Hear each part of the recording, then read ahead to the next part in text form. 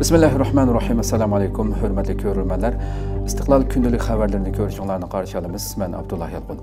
Proqramımızda vətənimiz Şərq Türkistan və dünya gün tərtibidəki ən mühim xəbərlərini huzuruna sunumuz. Qənəmsizlik qıtınlar ikramımız olsun. Xitay Uyğur ayollarını Xitaylar bilan məcburi toy qilishga təşkilləməkdə. Xitay rejimining Uyğur qız ayollarını Xitaylar bilan toy qilishga məcburlash jinoyatini təşkillik halda icra qılıbatqanlıqı davamlıq aşkarlanmaqda. İctimai uçur vasitələrdə tarqalğan sırlarda görüntüləşcə, Xitay rejimi Uyğur xalqını assimilasiya qılıb yo'qotish jinoyatining bir qismi sifatida Uyğur qız ayollarını Xitaylar bilan toy qilishga məcburlashni sistemalik bir tutash ijro qilgan. Bularning ichidagi birisida bir Xitoy məcburiy to'ydagi to'liqlama siyosatini oshkorlagan bo'lib, Uyghur qizlar bilan to'y qilmoqchi bo'lgan Xitoylarga 250 ming yuan to'liqlama beradiganligini, rasmiy to'y qilganda 50 ming yuan, bola tug'ilganda 100 ming yuan, nupus yo'tkab kelsa yana 100 ming yuan beradiganligini aytgan. Yana birisida Uyghur qizlar bilan to'y qilgan Xitoylarga 40 ming yuandan 50 ming yuangacha to'liqlama berilgandan sirt 45-50 ming, ya'ni 4 gektar atrofida terilg'u yer, 50 tuyoq qo'y berildiganligi, undan boshqa nupusni tez suratda yo'tkab kelishiga yordam qiladiganligi oshkorlangan. Ma'lum bo'lishicha, bir viloyat bilan yana bir viloyatning Uyghur qizlari bilan to'y qilgan Xitoylarga beradigan mukofot summasi va moddiy buyumlari o'xshamaydi ekan. Boshqa bir sinmo yaqinqi yillardan beri Sharq Turkistonda Uyghur qiz ayollarini Xitoylar bilan to'y qilishga majburlash jinoyatining amaliyotda Xitoy rejimining o'rinlashtirishi bilan davom qilayotganligini ko'rsatib bergan.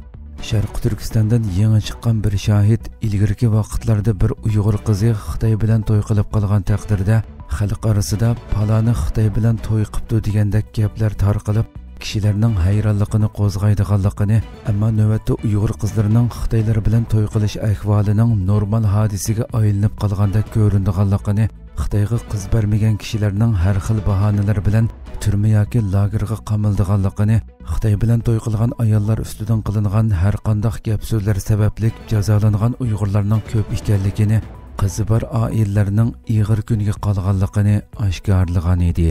Mazkur shohidning oshkorlashicha, garchi Xitoy yaqindan beri Sharq Turkistonning vaziyatini ko'rinishda hech ish bo'lmaganda ko'rsatishga tirishgan bo'lsa-mu, ammo kontrol va ta'qib intayin qattiq ekan. Tor va ijtimoiy uchur vositalari qattiq kontrol qilingan bo'lg'achqa, Sharq Turkistondagi Uyg'urlarning mutlaq ko'p qismi chet eldagi Uyg'urlarning Xitoyga qarshi faoliyatlaridan, harakatlaridan butunlay xabarsiz ekan. Xitoy Sharq Turkistondagi irqiy qirg'inchilik jinoyatini xalqaro jamiyatdan yoshirishga, ko'z bo'yashga urinib, chet eldagi har soha kishilarni ziyoratga taklif qilish bilan birga, ichki jihatda Sharq Turkiston xalqini turmush, savdo, o'qish, sayohat qatorliq barliq sohalarda qattiq cheklab, assimilyatsiyani kuchaytirib, irqiy qirg'inchilik jinoyatini davomlashtirmoqda. Tailand sud mahkamasi Uyg'urlar haqida isbot anglash yig'ini o'tkazdi. Tailand sud mahkamasi isbot anglash yig'ini o'tkazib, 48 Uyg'ur haqidagi qo'yib berish iltimosiga tunji qatim qarab chiqdi. Benar xabar to'rining xabar qilishicha, Tailanddagi bir sud mahkamasi 14 fevral Tailandda 10 yildan ortiq tutib turilgan 48 Uyg'urning taqdiri haqida isbot anglash yig'ini o'tkazgan.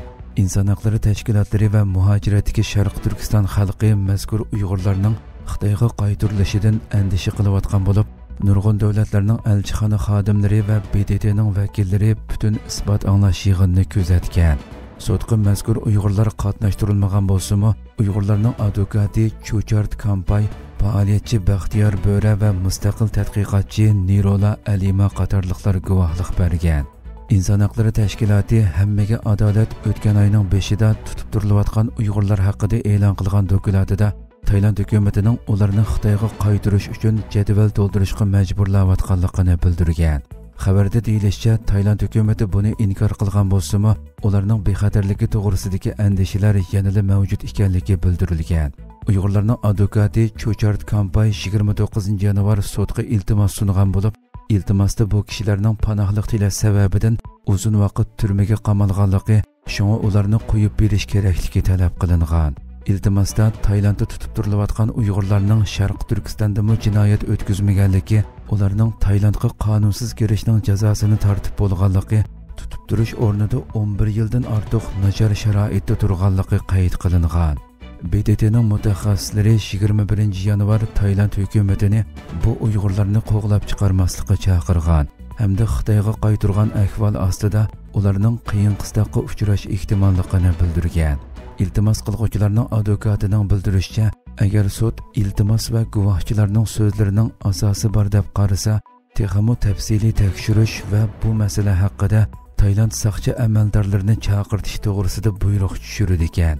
Agar tutib turish qonunsiz deb qaralsa, sud cho'qim Uyg'ur tutqunlarini qo'yib berish to'g'risida buyruq tushirishi kerak ekan. Ma'lum bo'lishicha, Tayland sud mahkamasi 18 fevral bu deloga qayta qarab chiqdi ekan. Dangliq futbolchi Mas'ud O'zilning so'zlari Uyg'urlarni qayta hayajonlantirdi. Dunyoning eng dangliq futbol komandalarida to'p tepgan va Uyg'urlar uchun Xitoyga qarshi ovoz chiqarganligi sababli nurg'un avarichiliklarga yaklashga uchragan bo'lsa-mu, maydonidan hech voz kechmagan dangliq futbolchi Mas'ud O'zil 16 fevral Turkiyadagi Wow televiziya kanalida yoshlarning savollariga javob bergan bo'lib, programmaga qatnashgan yoshlar uningdan futbol hayoti va muvaffaqiyatlari haqida ko'plagan savollarni so'radi. Programma jarayonida necha qatim Uyg'urlar haqida so'z bo'lib o'tgan bo'lsa-mu, Tuba ismli bir qizning futbolchilik hayotingizda nurg'unlagan fidokorlik ko'rsatdingiz. Bu fidokorliklarning ichida eng cho'ngi qaysi edi? U fidokorligingizga arzidi deb qaramsiz degan savoliga bergan javobi hammani qoyil qildi va hayajonlantirdi. U javobida fidokorlik shundoq boshlandi. Ovozimni ko'tardim. Uyg'urlar uchun Xitoyga qarshi chiqdim va bu sababli Xitoyda cheklandim. Ismim o'chirildi. Xitoyga bora olmayman. Bu ishning beshi shundoq boshlandi. Chunki ijtimoiy uchur vositalarida kuchlik va tunilgan biri bo'lganligim uchun Uyg'urlar haqida uchur ham baharladim. Yana kelib u uchurni mundaqli yo'llamadim.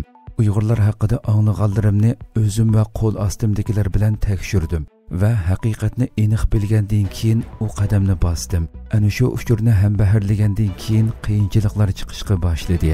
Komanda a'zolari sirtiga chiqarib o'tish, yolg'iz mashq qilish degandek. Albatta terinirim chandurmaslik uchun yaxshi so'zlarni qilishga tirishadi. Lekin men ishning orqasida nimalarning bo'layotganligini biladim. Ya'ni mushundaq ishlarga uchrashga boshladim. Ammo deganimdek muhim bo'lgani mening har vaqt bir maydonim bor. Men buni kishilarning qara shuningga mashaalloh Uyg'urlarga hamdam bo'ldi deb tilga elishi uchun qilmadim. O'z vijdonim uchun qildim. Hanim bo'lsa qilibdiman. Agar vaqtni keyniga qaytirg'ili bo'lsa, yana qilatdim. Hattoki texmo ig'irini qilatdim deb javob bergan bo'lib, uning so'zlaridan suyungan yoshlar qizg'in olqish yangratdi. Uning Uyg'urlar uchun shuncha pishkalchilik va millionlagan dollar qimmatidagi iqtisodiy ziyonga uchrab turib, hatto futbol hayotini oxirlashtirishga elib borgan bosqichning tunji qadami bo'lgan u uchurga yillar o'tgandan keyinmi qilchilik o'kinmasdan musulmon turk yoshga loyiq jasur so'zlarni qilishi muhojiratdagi Uyg'urlarni qattiq hayajonlantirdi va uning bu so'zlari ijtimoiy taratqularda ko'plab tarqatildi. Ya fedakarlık şöyle yaptım. Sesimi yükselttim. Dediğim gibi ilk başlangıç Uygur Türklere karşıydı. Çin'e karşıydı. Zaten Çin'de yasaklandım. İsmim de silindi. Gidemiyorum. Başlangıç biraz öyle başladı. Çünkü sosyal medyada da güçlü olduğum için, ismim de büyük olduğu için bir paylaşım yaptım. Bir de bu paylaşımı ben sadece öylesine yapmadım. Kulağıma geldi, araştırma yaptım, ekibimle beraber çalıştırdım. Gerçeği öğrendikten sonra o hamleyi yaptım. Mas'ud O'zil 2019 yılı 13 dekabr 21 milyondan artıq əgəşküçüsü bolğan Instagram və 24 milyondan artıq əgəşküçüsü bolğan Twitter, şundaqla 30 milyondan artıq əgəşküçüsü bolğan Facebookda tövəndəki uçurunu həm bəharlagan idi və qısqa vaqtda bütün dünyadakı uçur vasitələrini zilziləyə keltirgan idi. Ey Şərq Türkistan, ümmetning qanıgan yarısı, əziyyətlərə qarşı chidab kelayotgan mujohid və mujohidalar jamiyati, İslamdan məcburi yiroqlashtirishga urinayotganlarga qarshi yolg'iz kurash qilayotgan shonliq mu'minlar. Qur'onlar ko'ydirilmoqda, masjidlar taqalmoqda, madrasalar cheklanmoqda, din olimlari orqama-orqa o'ldirilmoqda, erlar majburiy lagerlarga so'lanmoqda, lagerlarga solangan erlerning o'rniga Xitoy erler u ailəyə yerleştirilməkdə. Aç singillərimiz məcburi Xitoy erler bilan to'y qildirilmoqda. Mushularning hammasi bo'layotgan turib, ümmeti Muhammad sukutda. Ovozi chiqmaydi. Musulmonlar ega chiqmaydi. Ular bilmamdikin zulmga rozi bo'lish zulmdir. Hazrati Ali raziyallohu anhu nima degan go'zal aytgan. Zulmni cheklayanmasanglar, uni har kishiga anglatinglar. G'arb mediasi va davlatlardami bu voqealar oylardir, haftalardir kun tartibda turayotgan bo'lsa-mu, musulmon davlatlari va medialari qayerda? Ular bilmamdikin zulm bar yerda tarafsiz bo'lish nomussizlikdir. Ular bilmamdikin yillar o'tgandan keyin u yerdagi qarindoshlarimizning bu echinishli kunlarga doir eslaydiganlari zolimlarning qiyin qistoqlari emas, balki biz musulmon qarindoshlarining sukuti turganligi bo'ladi. Ya Rab, Sharq Turkistondagi qarindoshlarimizga yordam qil. Shubhisizki Allah tuzaq qurg'uvchilarning tuzoqlarini barbod qilishga eng mohirdir. Xayrlik jumalar Sharq Turkiston. Mazkur uchur e'lon qilinib, bir necha soat ichida nupuzli xabar kanallarimi uning Sharq Turkiston davosiga diqqat qaratgan bu uchurini xabarlashtirib tarqatgan edi va butun dunyo miqyosida, hatto islom dunyosida Sharq Turkiston masalasining kun tartibga kelishiga sabab bo'lgan edi. Ayni vaqtdagi Amerika tashqi ishlar ministri Mike Pompeo Twitter hisobida maxsus uchur ham baharlab, uning bu jasoratini olqishlagan edi. Xitoyning sun'iy aql nazorat texnikasi bilan bostirishni kuchaytirishi mumkinligi haqida dokument e'lon qilindi. Yangi e'lon qilingan dokument Xitoyning sun'iy aql nazorat qilish texnikasining taraqqiyoti orqali dunyo miqyosida qarshi fikrdagi shaxs va guruhlarni bostirishni kuchaytirishi mumkinligi haqida ogohlantirdi.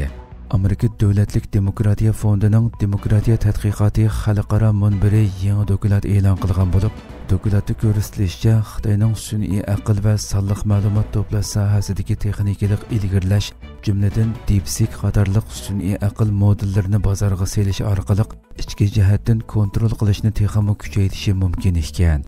Bu texnikalarning boshqa davlatlarga eksport qilinishi dunyo miqyosidagi mustabid hukumatlarga qarshi fikrdagi kishilarni bostirishda yangi qurollar bilan ta'minlaydi ekan. Dokumentda biz sonliq ma'lumot bilan boshqariladigan mustabidlik kunsiri kuchayayotgan davrda yashayapmiz.